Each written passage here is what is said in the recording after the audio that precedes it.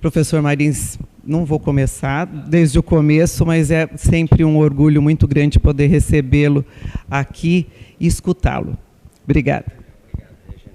Obrigado, gente. É um prazer, é uma honra estar aqui com vocês. Direito à insalubridade, né? Quinta-feira Santa, 8h30 da manhã. É só DCE para fazer isso, né, gente? Então porque aproveita para fazer um sacrifício na final de quaresma, essas coisas todas, né? Mas é um prazer, gente. Eu quero comentar com vocês. Ontem, por exemplo, né, eu estava em Guaxupé, né, na Cochupé, lá, a maior cooperativa. Hã? Ah, você é de Guaxupé? A maior cooperativa de café do mundo, né, gente?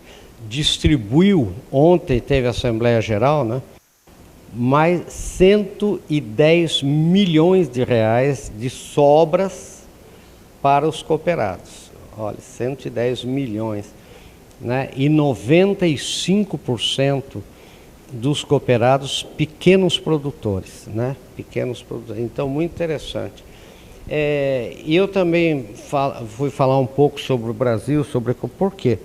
Porque eu tenho feito já há algum tempo, desde o tempo da pandemia, muitas lives, né? Muitas lives com gestores de fundos de pensão, de fundos de investimento contratados por bancos, porque do exterior, né?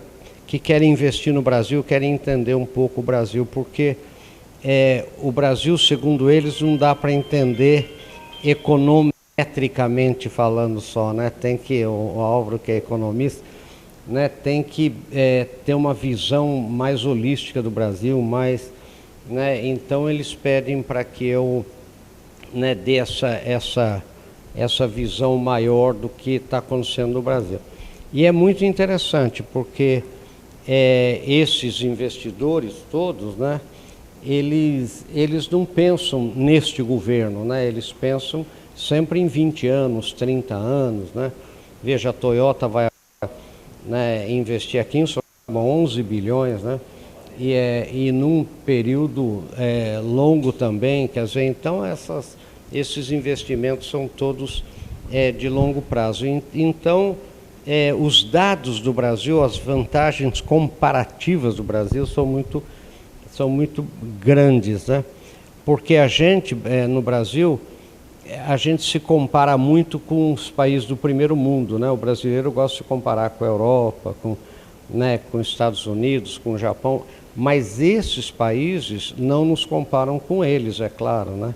Eles nos comparam, vocês vão ver aí, com Indonésia, Filipinas, Ásia, duros e mercados emergentes. É isso que move o investidor de longo prazo, né? Mercado maduro é aquele mercado em que o aumento do consumo ele é equivalente ao incremento vegetativo da população.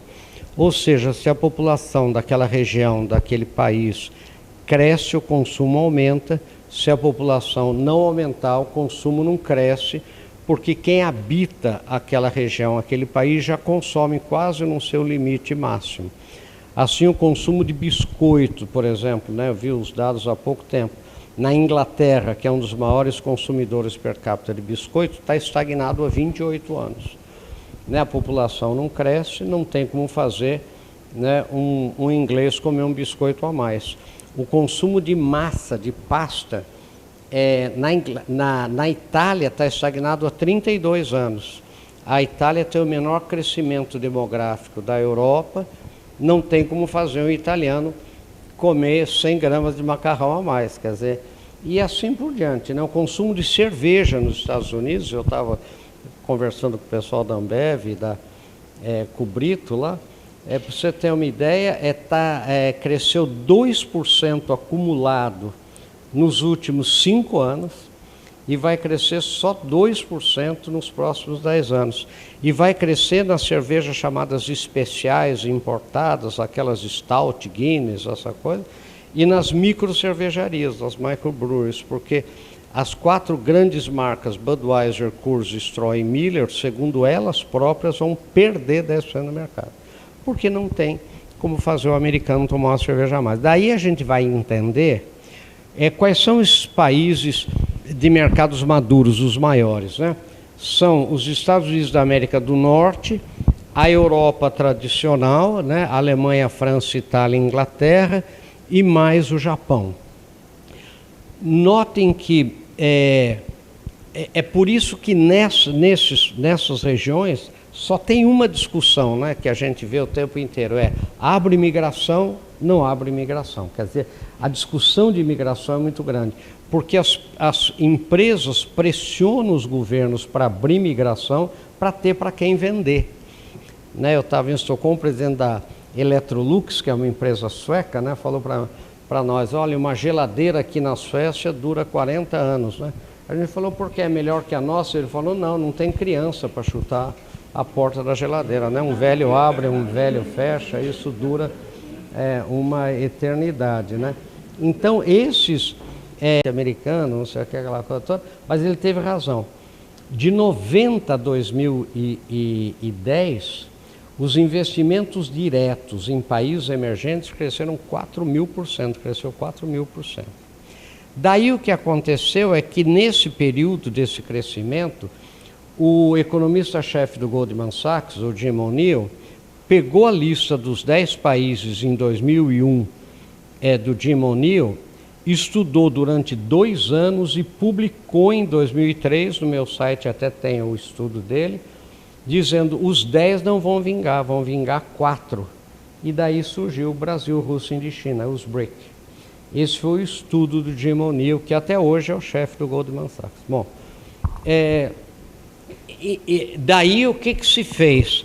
Se colocou um S, né, dos BRICS, né, numa homenagem à África. Por que essa homenagem à África, gente? Porque daqui a 40 anos, hoje já é o país mais populoso do mundo, a Índia, em segundo lugar a China, terceiro a Nigéria. Né, o PIB da Nigéria já passou o PIB da África do Sul.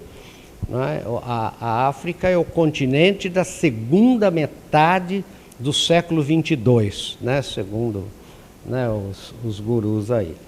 Então, mas o próprio Jim O'Neill, ninguém concorda com esse S de South Africa aí, dos BRICS. Né? Mas hoje, gente, não se fala mais em BRICS no mundo inteiro. Né? Por que não se fala mais? Porque a Rússia perde importância. Porque 93% da Rússia é petróleo e gás. O output da Rússia é petróleo e gás. A Rússia sempre foi importante porque a Europa sempre dependeu do petróleo e gás da Rússia. Né? Por isso que a Ucrânia aqui é tão importante, gente. Porque os gasodutos, o hub dos gasodutos, é na Ucrânia, fora o Nord Stream lá, que agora foi até bombardeado, etc., justamente para complicar a situação da Ucrânia. Né? E a Ucrânia tem... Agora, deixa eu explicar por que a Rússia perde importância, por causa da mudança da matriz energética do mundo. Né? Para terem uma ideia, 43% da matriz elétrica hoje da Alemanha, que tem baixa insolação, é fotovoltaica. Né?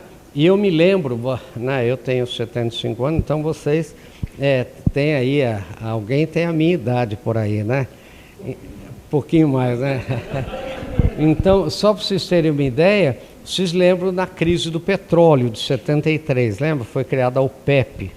E teve aquele sheik da Arábia Saudita, né, um homem até bonito, lembra, de bigodinho, um cara, né, ele queria baixar o preço do petróleo e ele foi voto vencido, né? A OPEP é a Organização dos Países Exportadores do Petróleo, né? E ele foi voto vencido e vieram os petrodólares, foi aquela crise do petróleo. E ele falou uma frase que eu nunca vou esquecer, né? Pouca gente deu bola para essa frase, mas ele falou, gente, a idade da pedra acabou e não foi por falta de pedra. Né? Nós vamos começar a subir o preço do petróleo, nós vamos empurrar o mundo a descobrir alternativas ao petróleo, nós vamos ficar sentados em cima de um mar de petróleo sem saber o que fazer com ele. Né? E isso, na verdade, né, no médio e longo prazo é o que está acontecendo. Né? com energias renováveis, agora negócio de clima, como eu vou mostrar para vocês aí, né, por que essa coisa. Então hoje não se fala mais, e o desespero do Putin, um dos desesperos do Putin, é essa mudança da matriz, a Rússia muito dependente do petróleo e gás, né? Então hoje não se fala mais em BRICS, se fala em BWITCs. O que é? O futuro do consumo no mundo vai estar no Brasil, Índia, Indonésia, Turquia e China, né? Por isso que eu estou bem na sua frente, né? Então, agora notem uma coisa interessante, o único país ocidental desses, Brasil, Índia, como dos BRICS, é o Brasil.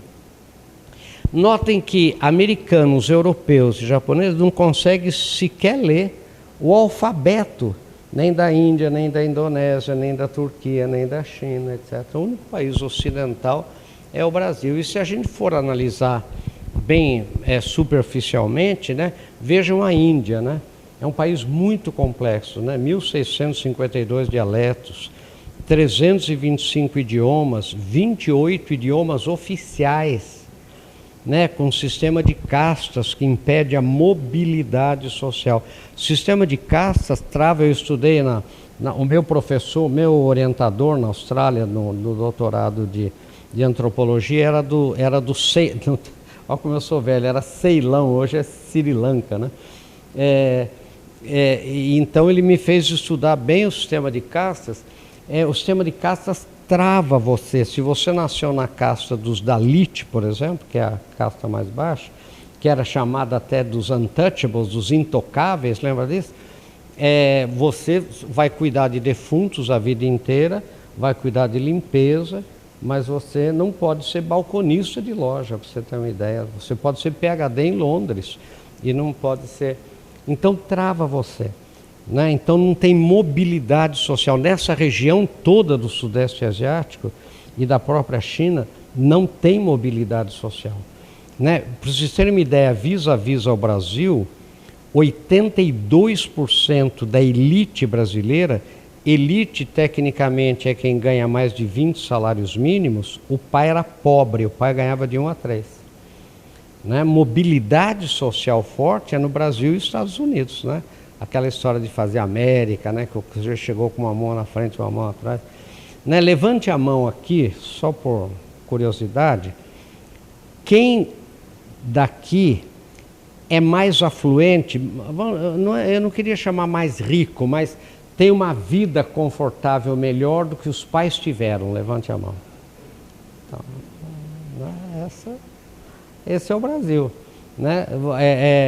Você pergunta isso no auditório de 1.000 pessoas, você vê 900 levantar a mão.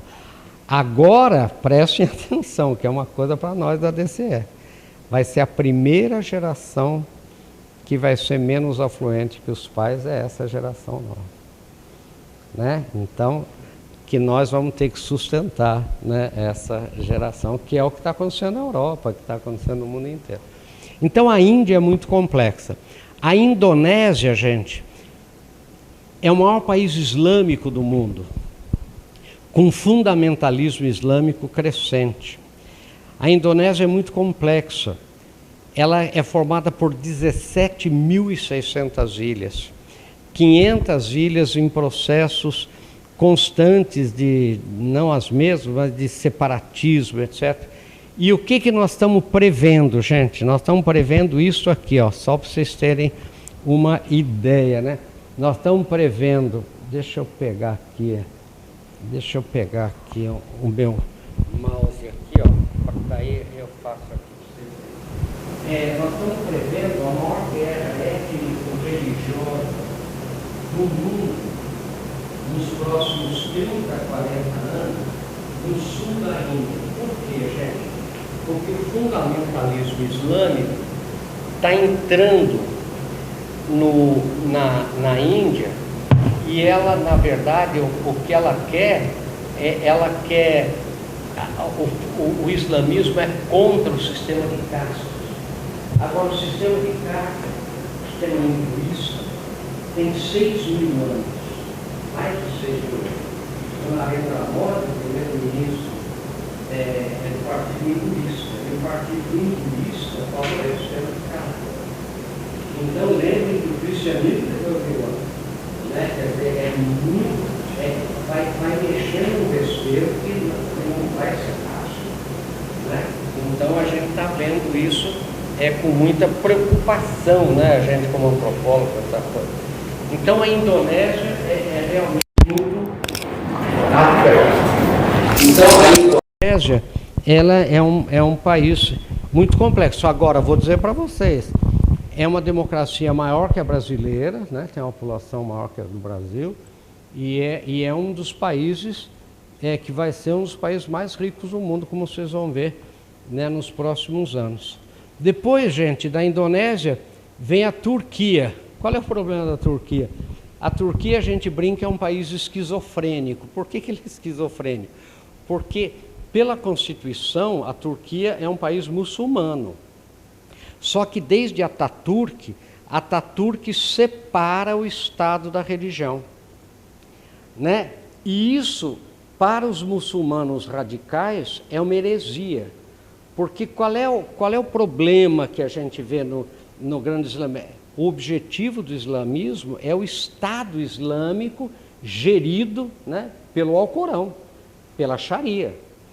Né? Então, quando você separa, você laiciciza, vamos chamar assim, um país muçulmano, os muçulmanos radicais consideram os turcos muçulmanos infiéis.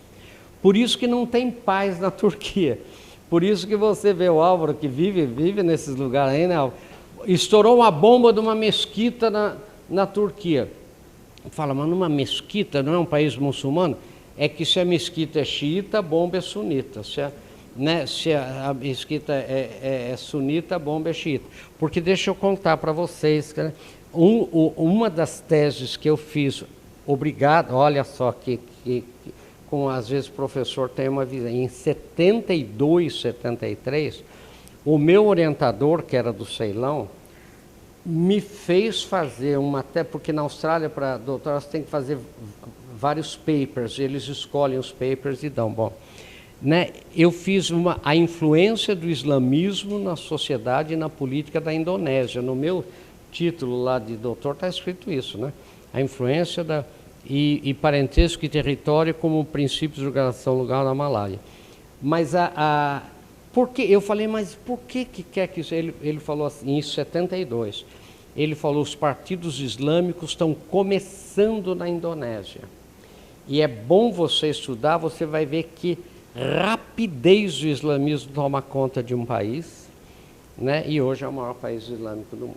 Né? Então é muito interessante. Então eu conheço um pouco desse islamismo por ter usado. Então, quando o profeta morre, o Maomé morre, tem uma discussão sobre a sucessão do profeta Maomé, né? Porque ele não tinha filhos. Então tem a sucessão sanguínea, que era um sobrinho dele, e os profetas, né? Os profetas não, os sacerdotes, os imãs, aquela coisa. Que seria como se fosse o caso do cristianismo, quer dizer, que são os apóstolos. Quem é que vai suceder? Então criaram duas linhas, né? Uma que é a linha sanguínea, que virou os xiitas, né? Shia significa lei estrita, então é o Alcorão mais puro, e a outra que é sunita. Suni é tradição, é mais como a Igreja Católica, quer dizer, tradição, costumes, etc. Né? Então, os sunitas são 85% dos muçulmanos são sunitas. E sunita não tem chefe, não tem papa, não é? Quem, na verdade, comanda é uma universidade islâmica na Arábia Saudita que edita editos, né? Que edita e que devem ser seguidos, mas não tem. Já os xiitas têm o Ayatollah. Agora, xiita, gente, é só Irã e um pedacinho muito pequenininho do Líbano. Mas é Irã. Agora prestem atenção numa coisa para a gente nunca esquecer por resto da vida. Irã não é árabe. não tem nada a ver com árabe. Irã é persa. Então, para você ter uma ideia, por isso que nunca vai ter paz aqui, nunca vai ter paz. Né? Porque além do problema de xiita e sunita, ainda tem o problema de árabes e persas. Né? Então, o Irã... então é muito complicado, né? A Turquia, pode ver que o Erdogan usa terno e gravata, a Turquia quer entrar na União Europeia, aquela coisa toda, né? E depois vem a China, né?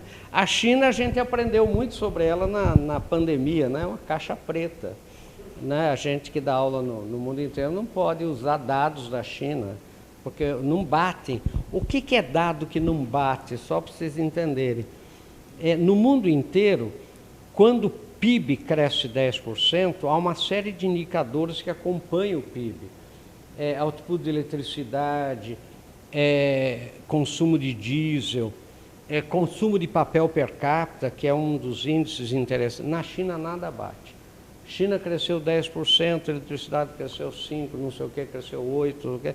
Então, não são confiáveis os dados, a gente não pode, né, usar. Não é uma democracia, então a gente não sabe. E olha o estrago que a China fez, principalmente para os Estados Unidos, né? Aqui no ano 2000, em azul, os países que tinham como maior parceiro comercial os Estados Unidos, e em 2020, em vermelho, os países que têm como maior parceiro comercial a China.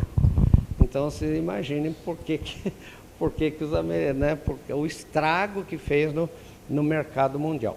Então, diante desse quadro de Índia, Indonésia, Turquia, China, Sudeste Asiático, Mianmar, a pergunta que o mundo faz é: why not Brasil? Por que não o Brasil?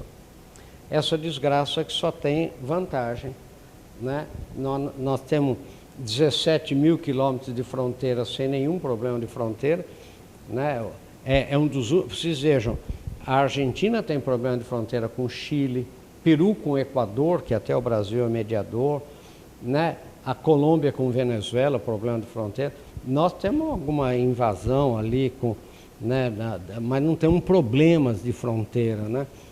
A China só tem problema de fronteira, a Índia só tem problema com o Paquistão, né? O mar territorial da China só problema de fronteira, né? Então, nós temos 8.515.000 km², um único idioma, né? A diferença é mexerica e bergamota, mandioca e aipim, biscoito e bolacha, né? Essas coisas bobas, né? Praticamente. Né? Nós temos 8.000 km de praia com 43 portos ativos, né? Prontos para exportação, essa coisa toda. Lembrem que o porto de Itaqui, no Maranhão, tem o segundo maior calado do mundo, né? O primeiro é Roterdã, o segundo é Itaqui. Para vocês terem uma ideia, é uma coisa forte, né? Para exportação, principalmente de grãos, lá para o primeiro mundo, né? Então, alguns dados de vantagem que eu queria mostrar para vocês. Apesar de toda a crise, né? A crise de 14, a crise de 18, a pandemia, nós ainda somos agora, né?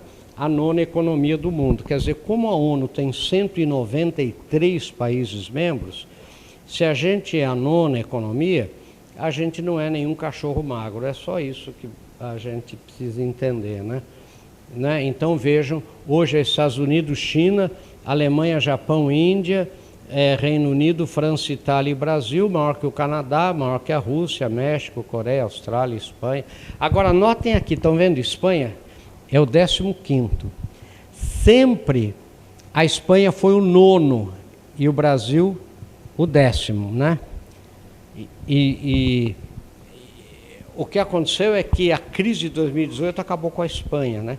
Tanto é que a Espanha está dando cidadania para todo mundo que diga que tem um ascendente judeu sefardista, todos eles saíram de lá, né? E para poder, passou de 40 para 44 milhões de habitantes só de imigração, né?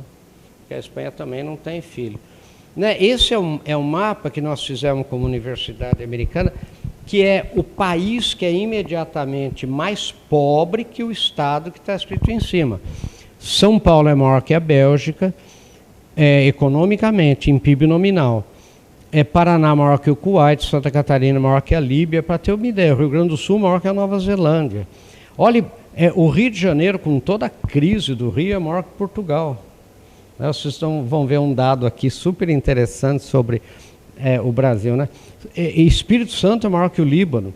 Vejam que o território do Guaporé, quando eu estudei, era território do Guaporé, hoje chama Estado de Rondônia, né? O Estado de Rondônia é maior que o Paraguai, para vocês terem uma ideia. O interior de São Paulo é maior que a Argentina, né? Como eu vou mostrar. O norte e o nordeste maiores que a Argentina, e assim por diante. E esse é o tamanho geográfico do Brasil. O Macron está aqui, né? Então ele tem a cabeça da Bahia, ó, tá vendo? A França tem o mesmo tamanho geográfico da Bahia. Né?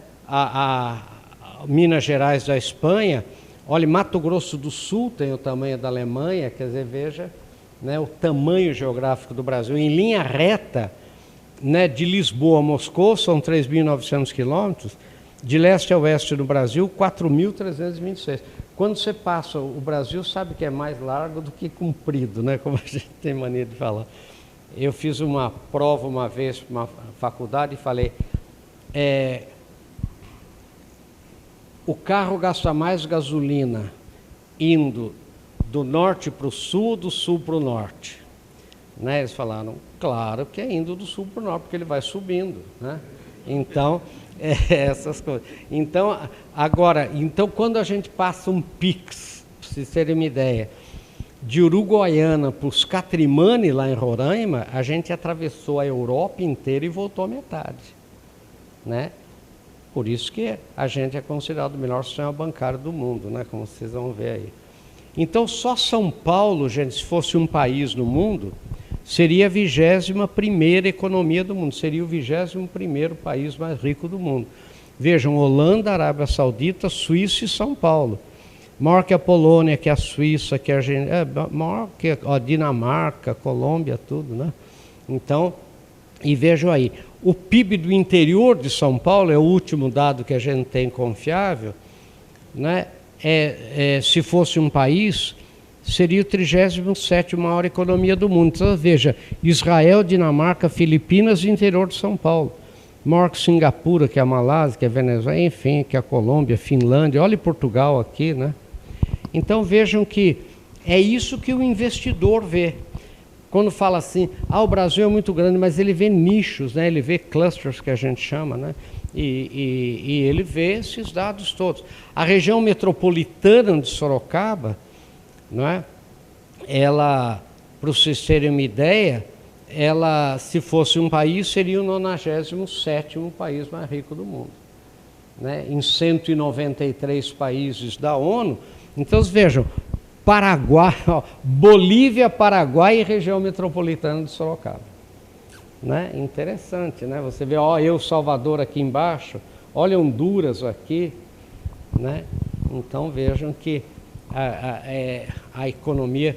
E a cidade de São Paulo, que é impressionante, né, é maior que o Chile, só o município de São Paulo.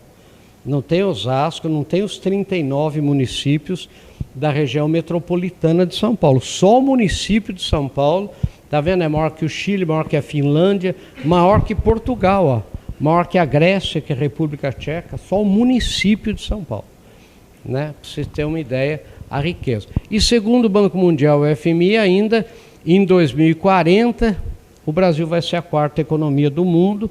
Em 2030, a China passa na frente dos Estados Unidos, agora talvez antes até, e o ranking vai ficar China, Estados Unidos, Índia, Brasil, e vejam como o mundo vai mudar, né? Vejam, olha, Indonésia, Coreia do Sul, Turquia, Vietnã, e sabe o que tem aqui embaixo? Irã e Filipinas. Olha que interessante, o mundo vai mudar. E vejam aquilo que eu falei para vocês, a Espanha sumiu, né? A Espanha, ela desaparece, né? Então, agora muita gente me diz assim, professor, o Brasil não vai ser a 4ª economia nem a pau, né? Em 2040, mas nenhum banco de investimento que a gente conversa, nenhum fundo de pensão, nada, diz que não estaremos entre as 10. Se é a quarta, quinta, sexta, né, a gente realmente aí não vai saber, né? E este dado é muito interessante, gente, que é um dado que os investidores fazem, né? Se você tirar pobre, criança, desocupado, pessoas de baixíssima renda com renda não declarada, você pega dos 210 milhões e chega numa população economicamente ativa, numa PEA, de mais ou menos 108 milhões. Esse dado, por exemplo, que é um dado do Paulo Guedes, por exemplo, 108 milhões da população economicamente ativa, é dividida assim. Preste atenção, aqui a gente dolarizou com dólar, para mostrar no exterior, dólar a 5,10, né? Então, no mundo inteiro não tem classe A, B, C, D, E, não tem isso. Quer dizer, é sempre pobre, média baixa, média média, média alta e elite. Né? Quem ganha até um salário mínimo aqui dolarizado é pobre, nós temos 40 milhões de pobres no Brasil. Média baixa, de 1 a 3 salários mínimos dolarizados, nós temos 47 milhões, ou 44 da PEA. De 3 a 10, média média, 17 milhões. De 10 a 20, média alta, 2,5 milhões. E uma elite de mais ou menos 1 milhão. Aí a gente vê um dos problemas do Brasil, que é essa disparidade, né? Mas o que vai dar os 108 milhões da PEA? A gente pergunta para os investidores, e eu pergunto para vocês aqui dessa sala, o mercado target de vocês, das empresas de vocês, né? São esses pobres que não ganham nenhum salário mínimo, sim ou não? Eles dizem que não, esse mercado não nos interessa, quer dizer, ele interessa, porque o pobre come, veste, mas não é o mercado target nosso principal. Então eu falo, eu vou matar, tirei os pobres, né? Matamos 40 milhões. Eu digo, vocês vêm para o Brasil, estão interessados nesse 1 milhão da elite? Vocês falam, não, é muito pouco. Não. Então não, então já que matamos, só vamos matar a elite. Só para vocês terem uma ideia, gente, só a classe média brasileira, com a renda que ela declara, não é? E segundo o Banco Mundial, 1/3 da renda brasileira é subterrânea, não declarada, informal de alguma maneira, não é? Só a classe média, aí não tem pobre, não tem criança, não tem desocupado, não tem nada, são 67... Ué, o que aconteceu aqui? São... Só a classe... Ah, não, eu aqui, tá. São 67 milhões de pessoas. 67 milhões 539 mil, ou 69% da PEA. Agora preste atenção numa continha boba, que é para impressionar investidores, né, essa coisa. Se eu pegar só a classe média da PEA brasileira e comparar com a população total dos outros países, o que não é academicamente correto, eu teria que comparar com a classe média da PEA dos outros países, não, população total, olha o que dá, não é? Só a classe média brasileira equivale a uma Argentina inteira, que agora tem 43 milhões, mais um Chile inteiro, que tem 17 milhões de habitantes, aí tem criança pobre, mais um Portugal inteiro, que tem 10 milhões e 600. Então, vejam o tamanho da classe média. Aí não tem pobre, não tem criança, não tem desocupado. Não... É isso que eles falam. Quer dizer, olha o tamanho do mercado brasileiro, né? É maior que a França, que tem 65 milhões de habitantes. Só a classe média brasileira. Equivale a uma Espanha, mais uma Austrália, uma Itália, mais Israel. Uma Austrália, 2 Suíças, mais Israel, mais Áustria, mais Singapura, mais Costa Rica, mais Paraguai. Né? Então você vê, há o tamanho, é isso que o investidor vê, né? É isso que vê. Agora, olha que interessante isso aqui, isso é agora, né? Olha lá, as reservas internacionais do Banco Central somaram 355 bilhões em janeiro de 2024. Incremento de 32 bilhões, muito bem. Agora vejam isso daqui, ó. Então o Brasil está entre os 10 países do mundo com maior reserva internacional. Agora, olhe isso aqui, só para vocês terem uma ideia. As reservas do banco, só as reservas do Banco Central brasileiro hoje equivale à economia total, né?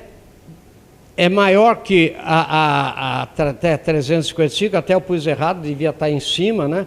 Mas é maior que a România, que o Chile, que a Finlândia e que Portugal. O PIB de Portugal é 276 milhões. Ou seja, eu estava fazendo uma palestra para a Universidade de Belgrano, na Argentina, e o reitor, que é economista, o pessoal lá estava, né, ele falou, gente, vamos baixar a bola. Só as reservas do Banco Central hoje do Brasil compram todos os ativos da Argentina. Compra a Argentina inteira.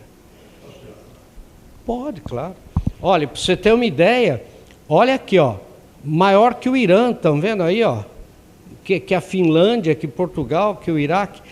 Olha, então, para vocês terem uma ideia, equivale praticamente ao Irã. Olha a África do Sul, olha Hong Kong, 385. Né? Então, por isso, o que eu estou querendo dizer para vocês? Não tem chance de ataque à nossa moeda. Só para vocês terem uma ideia, vis-à-vis, olhe quanto que a Argentina tem de reserva, 21. 21, nós temos 355 bilhões.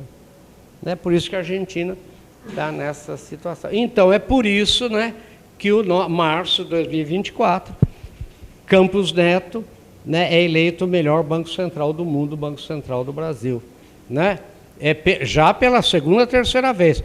Né? Publicação diz que a inflação está sob maior controle do que muitas economias avançadas, e ao mesmo tempo que lembra as críticas do presidente Lula à política monetária, né, que o Lula não gosta do que está escrito aqui, ó. Em entrevista ao SBT Brasil na noite de segunda-feira, Lula disse que tem conversa civilizada com o campo, mas que esse cidadão contribui para o atraso econômico do Brasil. Não tem jeito. O presidente disse que não tem nenhuma explicação para que a taxa básica de juros Selic seja onde.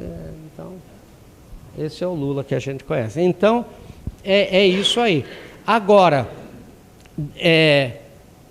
vejam as projeções para 2024, né? Um PIB por volta de 2%, né? Entre 1,5% e 2%, estão vendo? Um IPCA por volta de 3,5%, 4%, e uma Selic entre 9% e 10%. Né? Essa que é a projeção por ano. Agora, o que alguns, né, investidores me disseram na semana passada, né? Ele falou, a gente não se preocupa muito com esse governo, porque olha o que eles disseram, eles mesmos disseram claramente.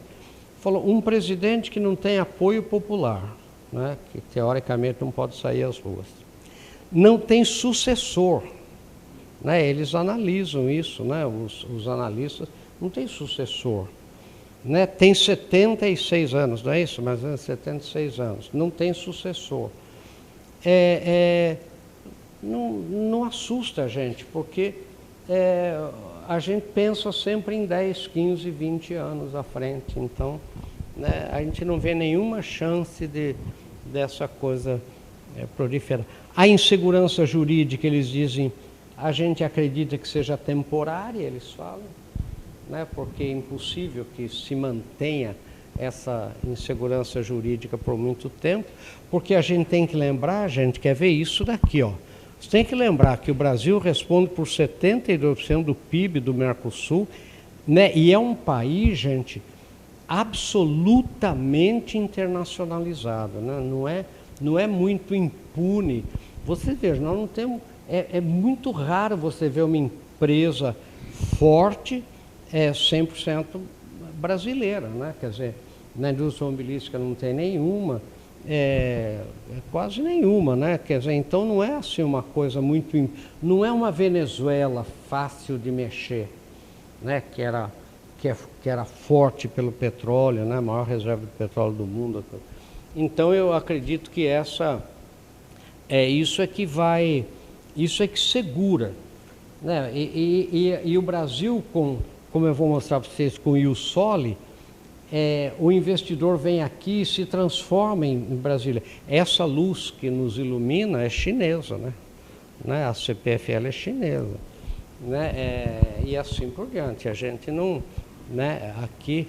Então, vejam energia renovável no mundo. Olha só, gente, né? O Brasil é campeão com 86% da nossa matriz energética renovável, né? Depois veio o Canadá com 68 segundo. França 45, agora você vê aqui a Arábia Saudita 0,21, né? Olha a Rússia 18%, olha os Estados Unidos 22%, né? Por isso que também parou um pouco, eu vou mostrar isso, né? Porque então vejam a matriz energética nossa, né? Vou passar mais rapidinho. Então se vejam 89%, né, não renovável, não CDE, né, e o Brasil, né, 45%, e assim por diante. E esse dado também é interessante. Quando eu fui estudar a primeira vez nos Estados Unidos, em 69, né, eu estava lá numa sala e o professor americano falou: você é brasileiro, né, o seu país vai explodir de pobre. Por quê? Porque o índice de fecundidade nos anos 70 era 5,8. É o número médio de filhos que uma mulher tem durante a vida, era 5,8. Hoje é 1,5. Como o índice homem não pode ter filho por enquanto, né? Então, ninguém sabe o futuro. Então, o índice de reposição é 2,11, né? Porque para repor a população, a mulher tem que ter dois, um para repor ela, um para repor um homem, né? Então nós estamos abaixo do nível de reposição. Então o Brasil vai crescer, né? Nós temos mais ou menos, né, 230 mais ou menos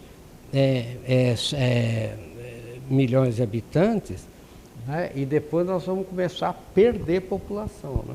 Nós vamos começar a perder. Então, esse estudo é muito interessante, né? Porque mostra o seguinte: de cada 1.000 bebês que nasceram em 2022, onde que eles nasceram? Na Índia, 172. Na China, 103. No Paquistão, 47. Olha a Nigéria, 57. Estados Unidos, 30, por causa da imigração. México, 13. Brasil, 22. Ou seja, o Brasil não vai mais explodir de pobre, né? É isso que... Um dos dados também que a gente não liga muito, mas que o mundo olha, é interessante, eu nunca imaginei que eles prestassem tanta atenção, que é a tal da Amazônia Azul. A Amazônia Azul é a plataforma continental e o mar territorial brasileiro, que é o seguinte: por que chama de Amazônia Azul? Porque a Amazônia Verde, a Amazônia Legal brasileira, né, ela representa 62% do território brasileiro, Amazônia Legal, com 4,7% da população. E esse mar territorial e essa plataforma toda estendida representa 60% do território brasileiro. Então eles chamam de Amazônia Azul, você tem o mesmo tamanho da Amazônia. A Marinha, tá vendo? A Marinha chama de Amazônia Azul. E antes, plataforma continental era para evitar ataques à costa, né? Era onde ia um tiro de canhão, aquela coisa. Hoje não mais, hoje é petróleo, né? Enfim, minérios, tudo, né, que você encontra. Então o Brasil vai ter novas fábricas de hidrogênio verde até 2028, né? Tá vendo? Do Citicorp, tudo. Quer dizer, então aí vai... Agora, a pergunta que todo mundo faz é assim: professor, tem investidor, né? Que o senhor fala de investimento, mas tem dinheiro no mundo para investir no Brasil? Então, uma brincadeira que a gente fez, né, para mostrar, é isso aqui, que vamos entender a crise da Grécia, para a gente entender, né? Lembrem bem, a Grécia quebrou em 2012. E a Troika, né, o Banco Central Europeu, o FMI e o Banco Mundial deram a fundo perdido, né? Está aqui as fontes, né? 729 bilhões de euros para salvar a Grécia. Obviamente não salvou, porque a Grécia é insalvável. A Grécia tem pedra, história e azeite, né? Só que 60% ou 40% tem duas fontes. Do azeite grego é espanhol invasado na Grécia, ou seja, bom. Então, ou seja, se a gente fizer a conversão, foi dado 4 trilhões de reais para salvar a Grécia em 2012. Não salvou, em 2015 ela quebra de novo, teve que dar um pacote adicional de mais 86 bilhões de euros em 2015. Ou seja, o 316, né, e aí 729 mais 86, né, dá aí quase 5 trilhões de reais que foi dado para a Grécia, né?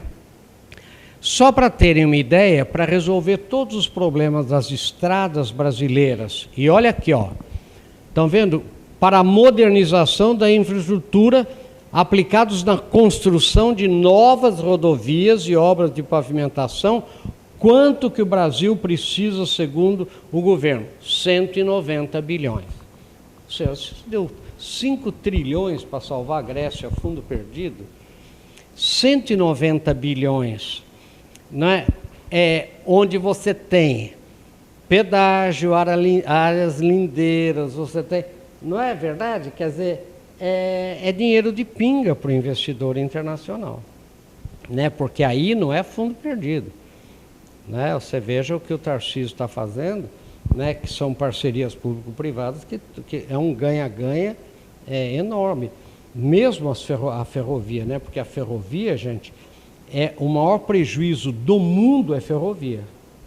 O maior prejuízo do mundo, né? Ferrovia só é viável economicamente para o transporte de carga densa, né? Eu estava num congresso que eu fui xeretar lá na França de congresso ferroviário, e o sujeito lá, a maior autoridade francesa de ferrovia, falou: a melhor ferrovia do mundo e a única realmente viável é a Vale do Rio Doce no Brasil. Pega minério aqui e joga no porto lá. Ou como a soja, etc. Ou seja, carga densa, não é nem pesada, é densa, né? Toda a carga fracionada do transporte de passageiro o maior prejuízo do Japão individual, né, isolado, é ferrovia. O maior prejuízo da Alemanha é ferrovia. O maior prejuízo da França é ferrovia. Lá em Nova York, quando o governo diz que vai acabar com o subsídio, né, tem greve ferroviária na hora. A Grand Central Station em Nova York, apinhada de gente, mas é um prejuízo do cão, né, porque o custo fixo de ferrovia é muito grande. Então, o que o Tarcísio tá vendo? Na verdade, a ferrovia vai ser um ponto só. Então, são shoppings, são edifícios, são coisas de escritórios, etc., em torno da ferrovia, para o mesmo que vai fazer o mesmo concessionado, né? E para viabilizar o custo da ferrovia, que vai subsidiar a ferrovia. Quer dizer, essa modelagem que o Tarcísio faz que não é só a ferrovia mesmo não dá. Então, 190 bilhões, né? Agora vejam só outro dado. Só para a ilha de Chipre, não é? Foi dado 30 bilhões de dólares. Vamos dizer aí a 5,19, 150 bilhões de reais. Só para ter uma ideia, para resolver todos os problemas dos portos brasileiros, precisa de 43 bilhões. E aí tem áreas lindeiras, cabotagem, ou seja, então vocês vejam que o mundo tem dinheiro, né? O grande problema do mundo é onde pôr o dinheiro que o mundo tem, porque o dinheiro não acaba, né? O dinheiro muda de mão. Mas o maior negócio mesmo do Brasil é o agronegócio, sem dúvida nenhuma, né? Porque a população mundial vai passar de 8, mais ou menos, bilhões de habitantes para 10 bilhões, né? O 11, nos próximos 40 anos, essa população vai ser mais urbana, vai ter o dobro da renda média que tem hoje. Esse crescimento de classe C está acontecendo na África, no Sudeste Asiático, no Oriente Médio. E populações urbanas consomem mais carne, isso é um dado empírico interessante. Não é? Então, para alimentar essa população nos próximos 40 anos, o mundo vai ter que produzir 50% a mais de grãos do que produz hoje e vai ter que dobrar a produção de carnes, porque o consumo de carne no mundo está aumentando muito. Né? China, Índia, aumentando muito. Só está diminuindo na Europa, nem nos Estados Unidos está diminuindo. Bom, então vai ter que dobrar a produção de carnes e aumentar 50% a produção de grãos. E o que a FAO diz? A FAO é o órgão da ONU, né? A Organização das Nações Unidas para Alimentação e Agricultura, né? Com sede em Roma. Diz que isso é muito difícil de acontecer porque a produtividade por hectare está chegando no seu limite. Soja, a gente tirava 35 sacas por hectare, foi para 64 sacas por hectare por tecnologia. A campeã brasileira o ano passado foi Ponta Grossa, 145 sacos por hectare numa fazenda, que é uma estupidez, ninguém tira. A média brasileira é 62, 63 sacas por hectare. Então, para chegar nos 50% a mais de grãos, vai precisar de mais terra. 40% ainda pode ser produtividade, aumento de produtividade na atual terra plantada. 60% mais terra. E no mundo, gente, o maior problema do mundo é esse. Onde tem terra, não tem água. O maior problema do mundo é água. Vocês vão ver aí, o maior problema do chifre da África, o maior problema da China, o maior problema da Índia, o maior problema do México é água. Né? Então o negócio da Amazônia, não pensem vocês que é nióbio, que é diamante, é água. Né? O problema, a próxima guerra mundial, se for por recursos naturais, vai ser sobre água. Né? E vocês vão ver o Brasil, daí vem o Brasil tem os 2 maiores aquíferos do mundo. Então, para ter uma ideia, vem a ONU, estuda o Brasil, e esse dado é pacificado desde que a NASA comprovou. O Brasil tem 400 milhões de hectares de terras agriculturáveis, em inglês chama arable land, terras aráveis. Só usa metade, só usa 200 e pouco. De acordo com a legislação brasileira, que é a mais restritiva do mundo. Gente, reserva legal em terra produtiva só existe no Brasil. Não existe em lugar nenhum do mundo. Né? 80% de reserva legal no bioma Amazônia, né? 35% de reserva legal no Centro-Oeste e 20% no resto do Brasil. Né? Quem é produtor rural tem 100 hectares na nossa região, só pode usar 80 e é civil e penalmente responsável pelos 100. Né? Na região do bioma Amazônia, para vocês terem uma ideia, o cara tem 100 hectares, só pode usar 20 e é civil e penalmente responsável por 80. Né?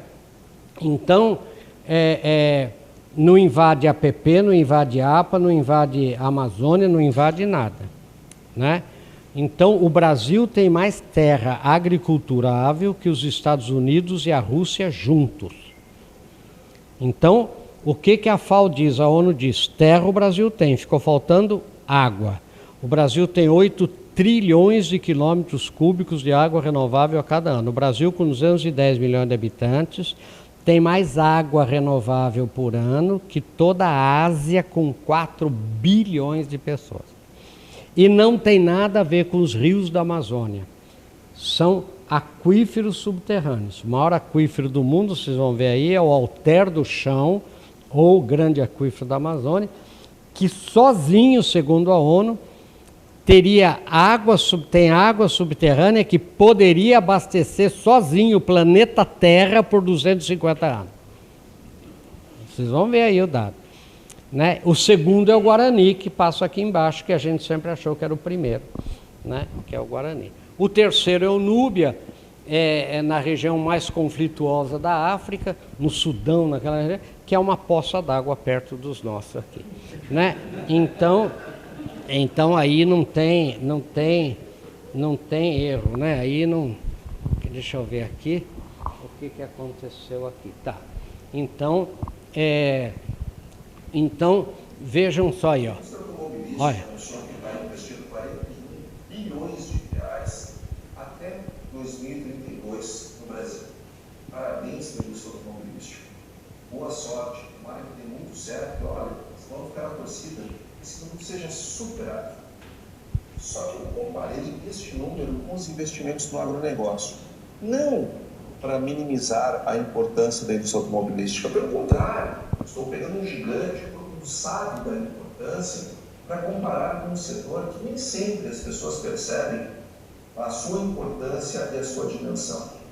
Somente em 2023, de acordo com o Banco Central, o agro investiu, os produtores rurais, 98,2 bilhões de reais. E não é até 2022, é em 2023, já aconteceu. Não é proposta, isso já aconteceu. Ou seja, no único ano, os produtores investiram mais do que o dobro do que esta importantíssima indústria investirá até 2032. Nós podemos fazer uma outra comparação. A Expo Direto em Cotrijal, uma importantíssima feira brasileira organizada pela cooperativa Cotrijal, encaminhou durante 5 dias apenas 7,9 bilhões de reais em investimentos. Se nós considerarmos que esses 41 bi da indústria automobilística se darão em 8 anos, nós vamos calcular então que em média serão 5 bilhões e 100 milhões por ano. Ou seja, só durante 5 dias de uma feira, que é a Expo Direto, se investiu mais do que 50% do que o investimento anual da indústria automobilística. E esses investimentos que são feitos em máquinas, equipamentos, que são fornecidos pela indústria, que fornece para a mecanização do agronegócio brasileiro e contribui enormemente com seus resultados. Ou seja, a produção agrícola, a produção de grãos, a produção pecuária, ela movimenta a indústria, ela movimenta o PIB através dos pesados investimentos que faz. Afinal de contas, só no ano passado foram 98,18 bilhões de reais. Estão vendo que coisa? O que é? Não entendi. Ah, não, pode sair. Você precisa sair, é isso? Ah, saia, por favor, não. Eu sou professor, estou acostumado, o aluno sai mesmo, não tem problema. Vá lá, um abraço. Estão vendo? Olha aí, ó. Então vejam aí, ó. O Brasil é hoje, olha, o maior produtor de soja, açúcar, café, suco de laranja, o segundo de carne bovina, que virou o primeiro agora, celulose, etanol, olha, terceiro de carne de frango, de milho, de fumo, e aí por diante. O agronegócio brasileiro, em 20 anos, equivale ao PIB da Argentina, né? Só o agronegócio brasileiro, né? Só para terem aí uma ideia. E esse dado, gente, é muito louco. Por causa da guerra da Ucrânia, os Estados Unidos, né, e o USDA lá, que é o Departamento de Agricultura, fez uma análise dizendo o seguinte: até 2026, 2027, o mundo vai ter que produzir mais alimento para compensar a Ucrânia, porque a Ucrânia é a melhor terra do mundo, é terra preta, a melhor terra do mundo é a Ucrânia. Então, fazendo todas as análises, os Estados Unidos, usando tudo que pode aumentar 10%, Canadá 9%, União Europeia 12%, né, a China 7%, a Rússia 15%, a Austrália 9% e o Brasil 41%. Por isso que a mulher a presidente da Organização Mundial do Comércio veio aqui, uma nigeriana, e falou: pelo amor de Deus, ou vocês dobram a produção de alimento do Brasil, o mundo passa fome. Né? Então, Não tenha dúvida nenhuma, né? O Brasil. E olha aqui, ó, porcentagem do Brasil nas exportações mundiais: 71% do suco de laranja do mundo é do Brasil, 51% do açúcar, 31% e assim por diante. Né? Na Europa, a cada 10 xícaras, 10 sucos de laranja, 9 são do Brasil, na Europa, né? E aqui uma coisa que foi mostrada na COP26, pode ver que a Greta parou de falar mal do Brasil, aquele Leonardo DiCaprio também parou de falar mal. Por quê? Porque isso foi mostrado pela ONU, por todo mundo, pela NASA. O Brasil preserva, gente, 66,3% do Brasil é área preservada. O Brasil só usa 30,2% do seu território para a produção de alimento agro e pecuária, né? 66,3% é área, olha aqui, ó, só para vocês terem uma ideia, né? 33,2% é destinado à preservação pelo mundo rural, que são as reservas legais, 9,4% de conservação, 13% de terra indígena, vegetação nativa, florestas plantadas, de pastagem e lavoura, só 30,2%. Então, por isso que eles pararam de falar, isso foi mostrado na COP, né? Agora veja Estados Unidos, 19,9%. Os Estados Unidos usam 74,3% do seu território para a produção. Só preserva 19,9%. Por isso que ficou, por isso que parou de falar, né? Então vejam aqui, ó, emissão, por exemplo, aqui isso que eu ia falar para vocês, né? A emissão de CO2 per capita. Qual é olha, são os produtores de petróleo, tá vendo? Olha, Catar, tá vendo? 35, Kuwait 25, e aí vai. Brunei 23, olha lá. E o Brasil, lá, eu pulei um monte aí, o Brasil 2,3. Né? Então vejam que por isso que todo mundo parou de falar mesmo. E esse dado foi mostrado por eles lá, que é a emissão cumulativa de CO2 é equivalente de 1.750 a 2019 em bilhões de toneladas. A União Europeia, a Europa, 525 bilhões de toneladas, a União Europeia, e o Brasil, gente, o Brasil, 15. Então, não tem mesmo, né, que falar, né, isso. A Europa sacrifica florestas ancestrais para combater a crise energética agora, por causa da Ucrânia. Olha aqui, ó, a Alemanha destrói floresta de 12 mil anos para extração de carvão. Olha só, vejam isso aqui. Essa daqui, Estados Unidos libera plantio de lavouras em reservas ambientais, né? Agora, essa daqui é de Cabo de Esquadra, olha aqui, ó. Em luta com a inflação, o supermercado do Reino Unido tira um data de validade de alimento. Olha aqui, ó. Varejistas dizem que da Bloomberg, consumidores podem testar produto pelo cheiro. Então, se você estiver gripado, você vai, né, comer produto estragado. Quer dizer, então o mundo inteiro mete o pau no Brasil direto, né, e isso são os aquíferos do mundo. Olha, né, os dois maiores aquíferos do mundo é o Alter do Chão e o Guarani. A superfície do Alter do Chão é menor do que o Guarani, né, mas tem o dobro da água do Guarani, né? Então, só para vocês terem aí uma ideia, olha aqui, esse é dado da ONU. Está vendo? Primeiro aquífero do mundo, Alter do Chão, quantidade de água subterrânea que poderia abastecer o planeta durante 250 anos. Então é isso que vocês veem. O governo avalia que China mira em áreas do Brasil. Querem ouvir isso aqui? Olha só. E as desconfianças do governo brasileiro em relação à China começaram a ser expostas agora em papéis oficiais.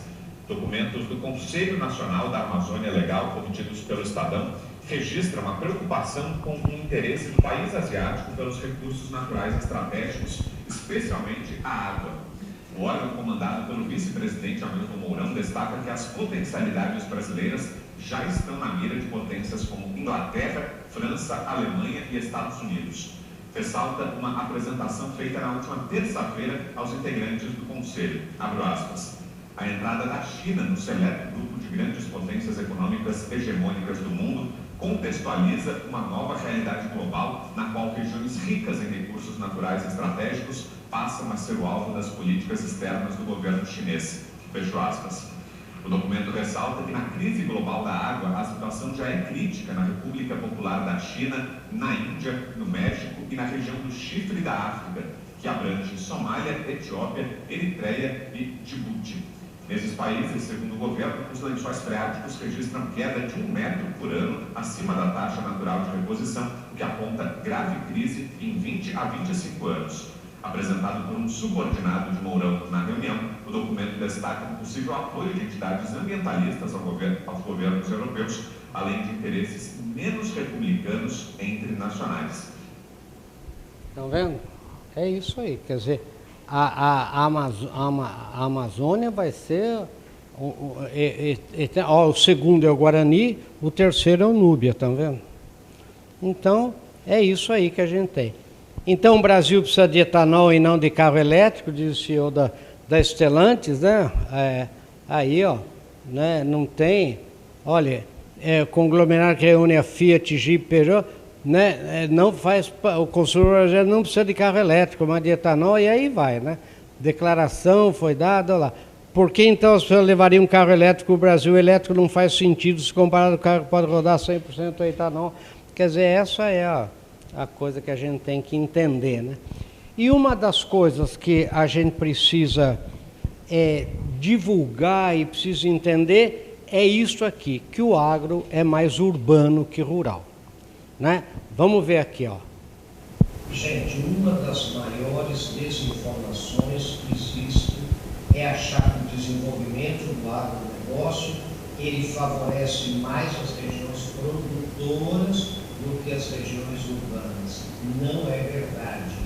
Todas as fábricas de fertilizantes, implementos, adubos, equipamentos, caminhões, tratores que estão em centros urbanos. Então, gente, é gerando emprego e renda na cidade. Sabe, gera mais emprego e renda na cidade do que até lá na região produtora. Então, por favor, pare com isso. O agro é mais urbano que rural. Então, comemore o crescimento do agronegócio no Brasil, que é o melhor do mundo. Pensem nisso. Se vocês entrarem no Google e colocarem Sorocaba, vai dar o quê? Cidade industrial. Sorocaba vive do agro. Não é? Case New Holland é aqui, JCB é aqui, Ihara é aqui, UPL ali em Sal de Pirapora, Toyota aqui, quer dizer, essas fábricas todas, essas indústrias todas de autopeças, tudo pro agro. Então, todo mundo fala, professora, a economia está ruim, está aí todo mundo falando, os aeroportos cheios, as estradas cheias. É o agro, gente. É o agro. Pode ficar, não tem nem o que discutir. Os tratores, máquinas agrícolas, implementos, caminhonetes, são fabricados onde? Sorocaba, Piracicaba, Caxias do Sul, Indaiatuba, que é a John Deere, Canoas, Santa Rosa, Ibirubá, Curitiba, Belo Horizonte, Mogi, Pompeia, lá, Jacto, né? São Paulo, São Bernardo do Campo e Oceano do Brasil. Essa é a grande verdade. Né? E outra coisa, o Brasil exporta veneno, não é verdade. A classificação da ONU, né, coloca o Brasil como o 44º maior usuário global de agrotóxico e não o primeiro, como se vem divulgando. Né? E outra coisa aqui que a gente tem que ver, ó, considerando o critério de consumo pela produção, o Brasil está em 58º lugar com índice 0,8 kg por tonelada. Né? Então é isso que a França fica brava, que todo mundo fica bravo, né? Achando que o Brasil está... Né? O Brasil chega a produzir 3 safras por ano, enquanto a Europa e os Estados Unidos só conseguem uma safra. Quer dizer, tudo isso a gente tem que entender, né? Que não tem... Né? Então aqui, ó, os nossos competidores mundiais se sentem ameaçados pela competência no agronegócio, lançam a todo tempo campanha de desinformação para tentar barrar o desenvolvimento. Né? Então, cuidado para não ser. E o que é interessante, gente, é que essa produção do cerrado brasileiro, se você entrar na internet e colocar cerrado em inglês, é savana. Se você for ver savana, nem lagarto sobrevive em savana. E no Brasil nós estamos produzindo algodão, trigo. Eu vi agora trigo em Roraima. Quer dizer, graças à Embrapa, graças a tudo isso, né? Então, sumarizando essas vantagens comparativas, quer dizer, num mundo conturbado, né, de guerras étnicas, religiosas, nós temos um estoque genético riquíssimo que estimula a adaptação e a tolerância. A gente tem a maior população de alemães fora da Alemanha, italianos fora da Itália, japoneses fora do Japão. Nós temos mais libaneses no Brasil que no Líbano. Nós temos, né, 12 milhões de libaneses, o Líbano tem 6 milhões de habitantes. Né? Nós temos um único idioma, não tem problema de fronteira, temos terra, luz e água em abundância, produzir alimento. Energia, então, é brincadeira, biomassa eólica, fotovoltaica, hídrica, reservas internacionais, sistema bancário e bancarização, né? Sistema de seguros. Vocês sabem qual é a reserva técnica do seguro hoje no Brasil? 1,3 trilhão de reais. Essa é a reserva técnica do seguro. É o sistema de seguro mais sólido do mundo, né? Segundo, tanto é que o Sistema Nacional de Seguro é modelo mundial, né? Então, sistema de consórcio. Qual é a vantagem do sistema de consórcio? É que alivia o sistema bancário, né? Porque se você, por exemplo, tem lá 10 cotas de caminhão de consórcio, que você já foi sorteado ou deu lance, você deve essas 10 cotas. Entra lá no Sisbacen, você não tem dívida nenhuma. Não tem dívida no sistema bancário. Por quê? Porque você não deve para o sistema financeiro, você deve para um grupo de pessoas administrado por uma administrador de consórcio. Então, a empresa, por exemplo, que tem tudo pelo consórcio, ela fica totalmente liberada para fazer capital de giro, para fazer o que quiser, porque ela não tem dívida. Consórcio não é dívida, por mais que você deva para aquele. Esse ius soli que é interessante, há duas classificações mundiais. O ius sanguine, né, o direito de sangue, e o ius soli. O mundo inteiro trabalha com o ius sanguine. Para você ter uma cidadania italiana, você tem que provar que você tem sangue italiano, não é isso que é o ius sanguine? Você é classificado pelo sangue, né? O Brasil não. Em 1822, quando é feita a independência do Brasil, não existia brasileiro, né? Só Leopoldina que chamava de brasileiro, não tinha brasileiro, só tinha português e estrangeiro aqui. O que Dom Pedro falou? Quem está aqui e nascer aqui de hoje em diante é brasileiro. Ele criou esse ius soli, tanto é que quando você jura, né, a cidadania americana, automaticamente você desconjura a brasileira. Você não pode ter dupla cidadania por opção própria, né? Então, e o Brasil não, o Brasil nasceu aqui é nós, né? Azar seu, né? Então e é isso que faz com que o investidor venha para o Brasil e ele imediatamente vire brasileiro, não é? Se você perguntar, eu pergunto para qualquer pessoa, esse Gol que você está vendo aí na porta, é um carro alemão ou é um carro brasileiro? Todo brasileiro fala que é brasileiro. Por quê? Porque é feito aqui em São Bernardo. Esse Corolla é feito em Indaiatuba, esse Edson é feito aqui em Sorocaba. Se você perguntar em qualquer lugar do mundo, o Gol é alemão, o Fiat é italiano, né? O Toyota é japonês. Eu perguntei para um americano, né, um Toyota Camry fabricado na Califórnia pela Leome, que é uma joint venture com a General Motors na Califórnia. Eu falei, esse Toyota Camry, ele é um carro americano ou é um carro japonês? Ele riu de mim, ele falou, claro que é japonês, é Toyota. Quer dizer, entendeu? Quer dizer, nós não, nós nasceu aqui é nós. A CPFL é nossa, né? Onde gera emprego e renda, acaba virando nós. Então, o único lugar do mundo, gente, nunca Coca-Cola teve problema, nunca McDonald's teve problema, nunca teve um problema, você soube que teve um problema, né? Lembra do Fórum Social de Porto Alegre, que veio aquele francês, o Beauvais, aquele comunista, veio, invadiu uma plantação da Monsanto e invadiu o McDonald's de Porto Alegre. E o povo de Porto Alegre, o pessoal falava, o que é isso, invadindo? Ele falou, contra o imperialismo yankee. Ele falou, não conheço o dono mora ali, o dono da McDonald's, era que nem nós conhecemos o Cláudio, não conhecemos o Cláudio? É o dono da McDonald's. Quer dizer, então, isso, gente, para o investidor, é uma verdadeira loucura. Uma civilização cristã ocidental, vocês acham que algum ayatolá consegue colocar burca ou véu na Marquês de Sapucaí? Pode colocar no rosto, no resto, não, né? Quer dizer, então, não é? Imune a fundamentalismos, um potencial turístico monstro, ninguém mais quer turismo de museu e igreja velha, agora é turismo de aventura e só o Brasil tem Pantanal, Chapadas, né, Cataratas do Iguaçu e Amazônia, etc. Uma bolsa ativa e confiável, uma bolsa e etc. Né? E este é um dado interessante.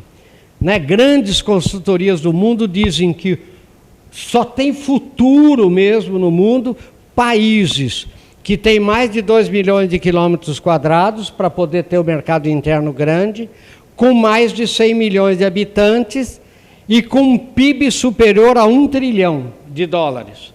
Quais são os únicos do mundo? Brasil, Estados Unidos, China, né, e Índia e Rússia, só os 5. No Japão está fora aí, né? Então vejam aí, né, que é esses 5 aí. Por isso que empresas italianas estão vindo para o Brasil, tirando empresas da China vindo para o Brasil, né, e essa coisa toda. Então acredite, né, o futuro do Brasil é maior que o passado e maior que esse presente difícil que a gente está vivendo. É isso que a gente vê, né, então a perspectiva econômica para a gente tem que analisar do ponto de vista mais macro, né, e não ficar lendo o jornal do dia, né? Porque se eu leio, né, por causa dessas coisas que eu faço, eu leio pela internet, Jornal da Índia. Se você lê o Corriere della Sera de hoje, amanhã não tem Itália, né? Quer dizer, o jornal é só desgraça. Você pega o Le Monde de hoje, você vai ver, é só desgraça, só, né? Então, o mundo é muito complicado você analisar assim, sincronicamente, né? Tem que analisar diacronicamente, né, através do tempo, senão você não...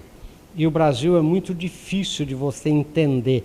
Eu me lembro do Jack Welch, da General Electric, um dia ele falou, meu maior erro estratégico foi ter saído do Brasil, né, que no fim ele voltou só com a Selma, né, com aquela de turbinas, né, ele falou, por quê? Porque eu fiquei ouvindo conselho de gente dizendo que o Brasil vai quebrar, vai acabar. Ele falou, General Motors tem mais de 100 anos, nunca teve prejuízo, Mercedes não sei quando nunca teve prejuízo, não sei o que nunca teve prejuízo, e nós saímos de lá, né, no desespero, no medo, que agora tem que entender o Brasil mesmo, que não é fácil. Né? Então é isso aí. Alguma pergunta? Alguma pergunta fácil, né, gente?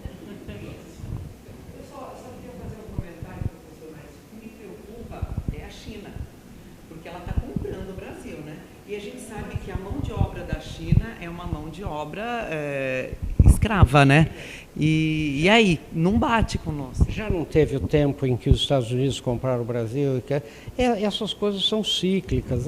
E não tem... Deixa eu falar uma coisa. Você compra o Brasil, mas não leva o Brasil. É isso que eu queria dizer, não leva. A CPFL, que é a sede em Campinas, né, a nossa Piratininga, está gerando emprego e renda para nós.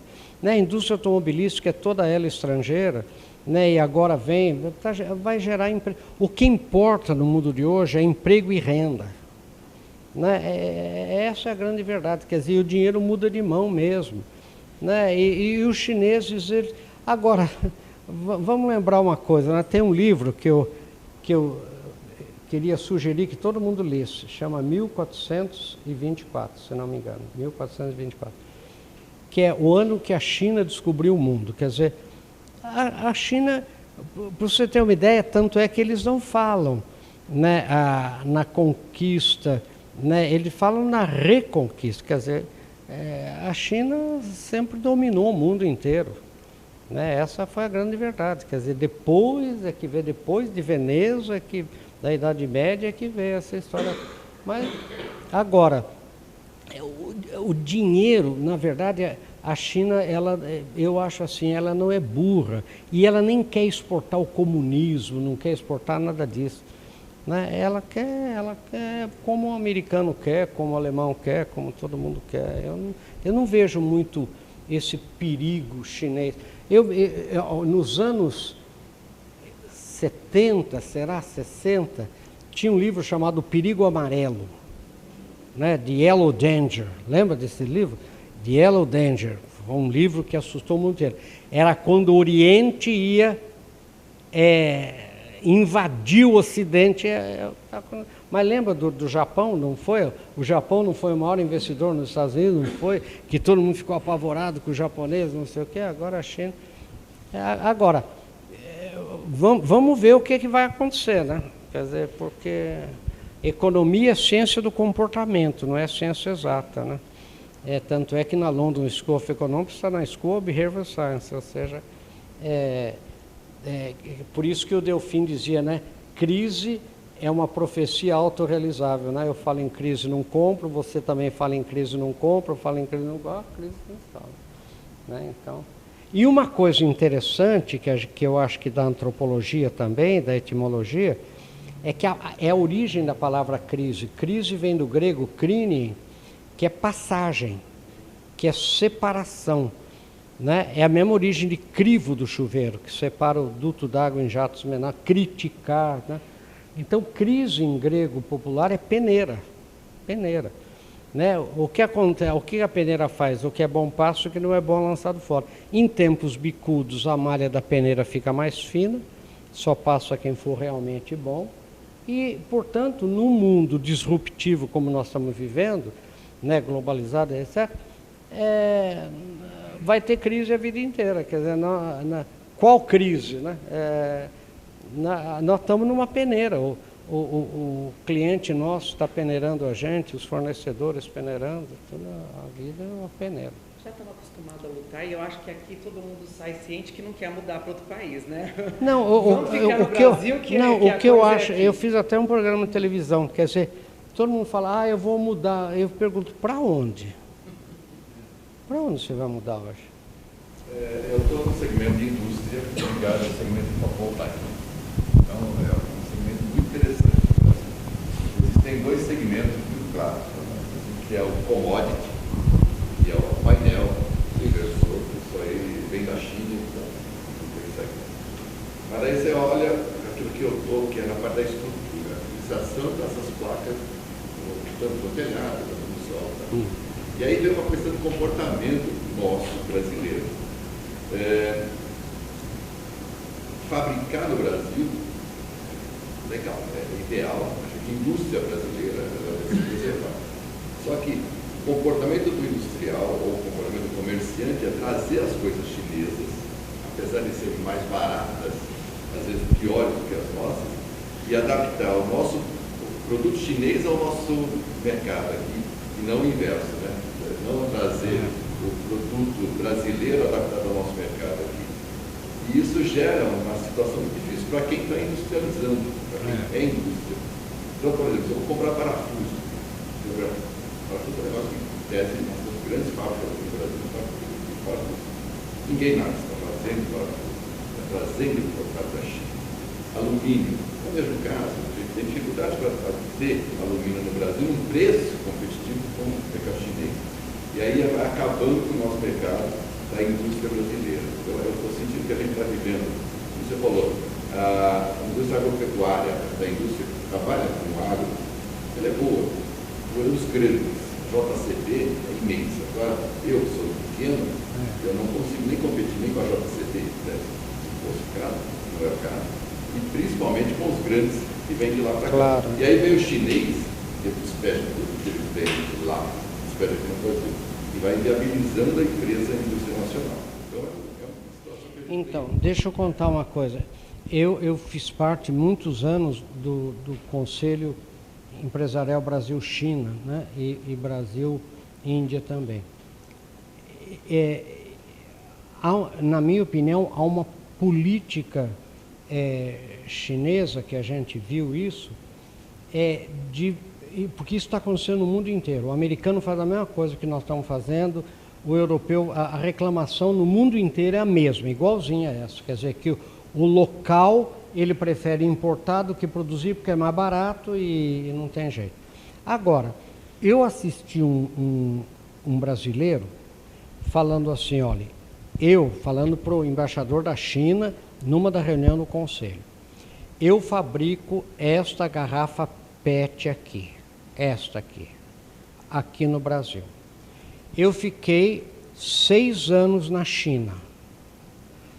Só o custo da matéria-prima na China, sem mão de obra, para produzir esta garrafa na China é mais caro do que ela chega aqui no Brasil. O senhor podia me explicar? E ele não explicou.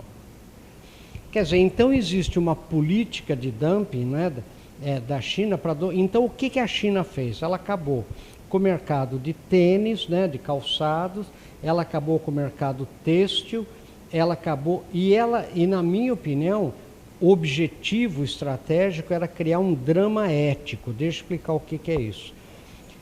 Então, é impossível você competir com uma China subsidiando todos esses produtos que mandam para o mundo inteiro. Inclusive aqui, ó, a Flex tentou produzir placa, não dá, não compete, não é isso? Muito bem. Qual é o drama ético?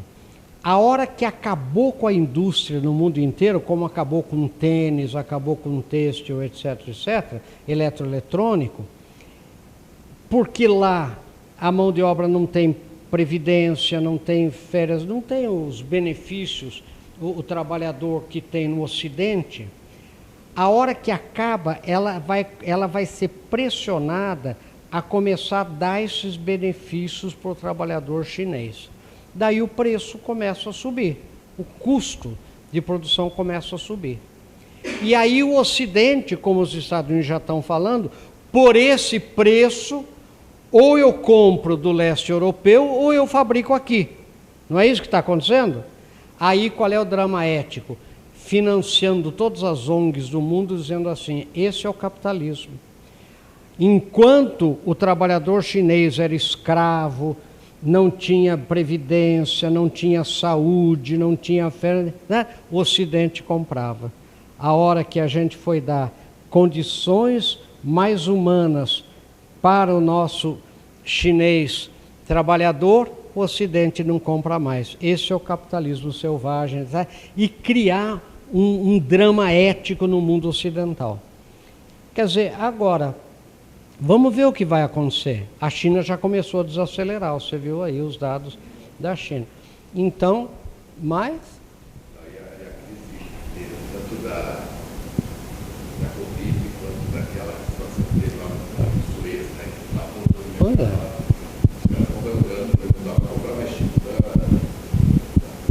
Coreia, da Ásia, fazer esse negócio aqui no Brasil, ou na América, né? Tirando as coisas da China e trazendo para outros lugares. Mas o que eu percebo é que a gente está chegando num limite tão baixo de rentabilidade, de viabilidade, que nós somos suscetíveis a serem comprados. É verdade, é verdade. É pura verdade. Ou acabam com a gente. Isso. E vai, é exatamente isso. Tudo aquilo que nós falamos, nós somos uma economia de geração de primeiro estágio. Você é um estrategista, faz tudo de nós. Só que na economia do extrativismo, ele é bem pouco remunerado. Então ele precisaria dar um passo à frente para diminuir essa situação, fazendo a geração de mulher melhor. E aí você eleva, eu sou sociólogo, você eleva a capacidade de gasto da população, né, para subir o pobre para a média alta.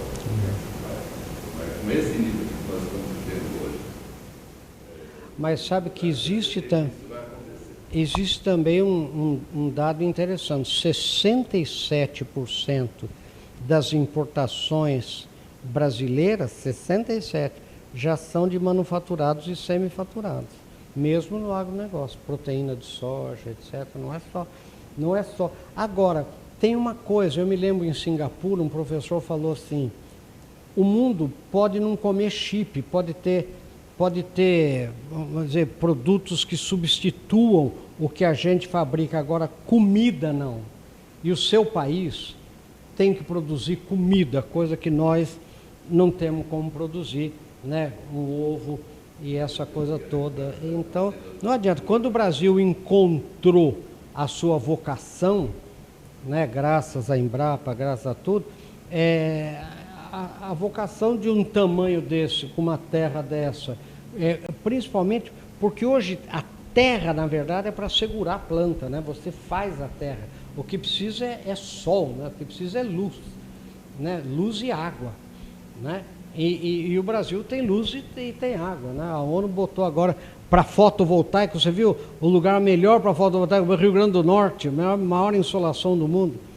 Então, agora é um desafio mesmo, nós estamos num mundo complicado.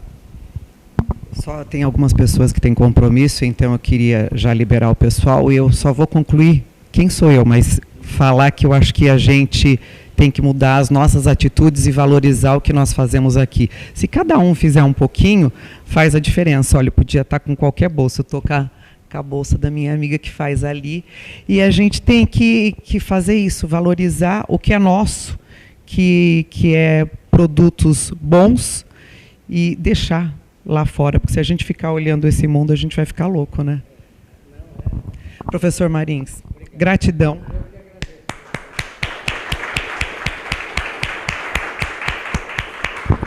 Mais uma vez eu queria agradecer ao senhor.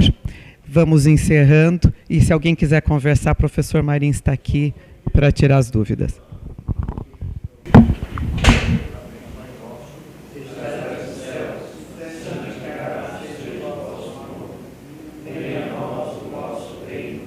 Seja feita a vossa vontade, assim na